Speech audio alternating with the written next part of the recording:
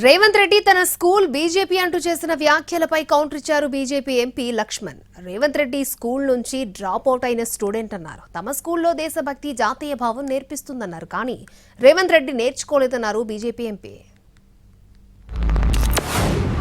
నీతి ఆయోగ్లో పాల్గొన్నప్పుడు ప్రధానమంత్రి గారితో మధ్యాహ్నం భోజన వేదిక మీద కూర్చున్నప్పుడు వారు చంద్రబాబు నాయుడు గారిని చూపించి ఆప్కే సాథీ ఇద్దరే అని అంటే నేను చెప్పా, నేను స్కూల్ మీ దగ్గర చదువుకున్నా, కాలేజ్ ఆయన దగ్గర చదువుకున్నా, ఇప్పుడు ఉద్యోగం రాహుల్ గాంధీ గారి దగ్గర చేస్తున్నా. సో నాకు మీ దాంట్లో కూడా అందరితో పరిచయం ఉందని.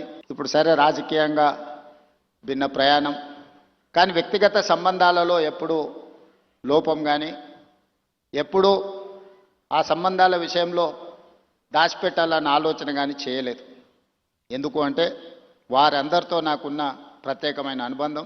మా స్కూల్లో నేర్పిన పాఠాలు నిజంగా మొత్తం మీద ఈ దేశం కోసం ఒక జాతీయ భావంతో పనిచేసే ఆలోచన విధాన్ని ఆయన దారి తప్పింది. అది ఎక్కడో కొలువు చేయడం వల్ల దాని మూలాలన్నీ కూడా మధ్య మధ్యలో ఉంటారు డ్రాప్అవుట్స్ అని.